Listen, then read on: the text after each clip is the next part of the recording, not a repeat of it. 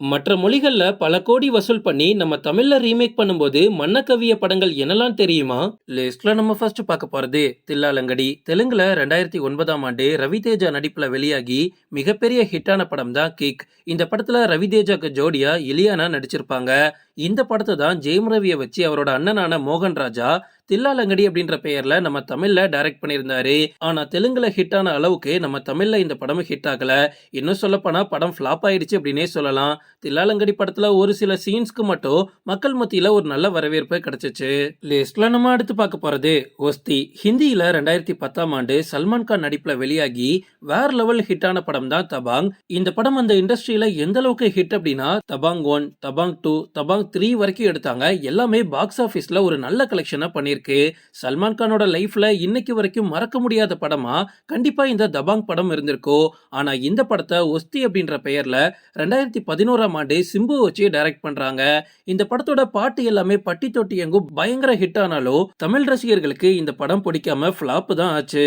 லிஸ்ட்ல நம்ம அடுத்து பார்க்க போறது கஜேந்திரா. தெலுங்குல ஜூனியர் என்டிஆர் ஹீரோவா நடிச்சு ராஜமௌலி இயக்கத்துல வெளியாகி சூப்பர் ஹிட்டான படம் தான் சிம்மஹரி. இந்த படத்தை 2010ல தெலுங்குல ரிலீஸ் பண்ணிருக்காங்க. இந்த படத்தை தான் தமிழ் டப்ல விஜயகாந்த் நடிச்சாரு. இந்த படத்தை தான் ரீமேக் பண்ணி 2011ஆம் ஆண்டு விஜயகாந்த வச்சு கஜேந்திரா அப்படின்ற பெயர்ல எடுத்தாங்க. தெலுங்குல ஜூனியர் என்டிஆர் இந்த படத்துல நடிக்கும் போது அவருக்கு 24 வயசு தான். ஆனா தமிழ்ல நம்ம கேப்டன் நடிக்கும் போது அவருக்கு 50 வயசு. லிஸ்ட்ல நம்ம அடுத்து பார்க்க போறது ஏகன். இந்தியில ஷாருக் கான் 2004ஆம் ஆண்டு மெயின் ஹூனா அப்படின்ற ஒரு படத்துல நடிச்சிருப்பாரு. இந்த படம் பாக்ஸ் ஆபீஸ்ல ஒரு நல்ல கலெக்ஷனை பண்ணிச்சு. ஷாருக் கானோட கெரியர்லயே அந்த டைம்ல பயங்கரமா கலெக்ட் பண்ண படமும் இதுதான். இந்த படத்தை தான் நம்ம தமிழ்ல ரீமேக் பண்ணி அஜித்தை வச்சு ஏகன் அப்படின்ற பெயர்ல டைரக்ட் பண்ணாங்க.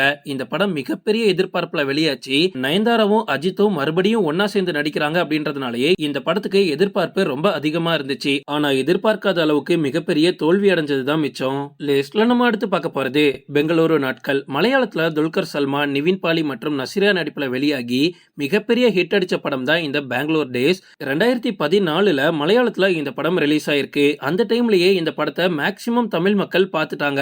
அதனாலேயே பெங்களூர் நாட்களை மக்கள் ஏத்துக்கல.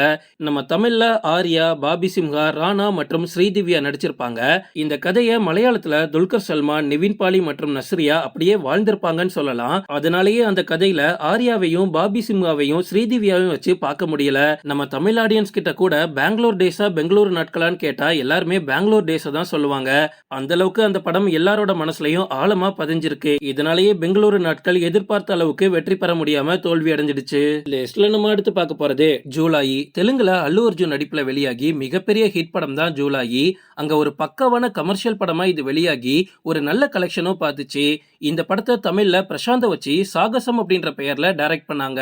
ஆனா இந்த படம் அட்ரு ஃபிளாப் ஆயிடுச்சு. ஆனா இந்த படத்துக்கு எதிர்பார்ப்பு ரொம்ப இருந்துச்சு.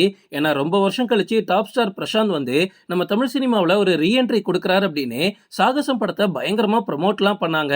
ஆனா படம் போட்ட காசை கூட திரும்ப எடுக்கல.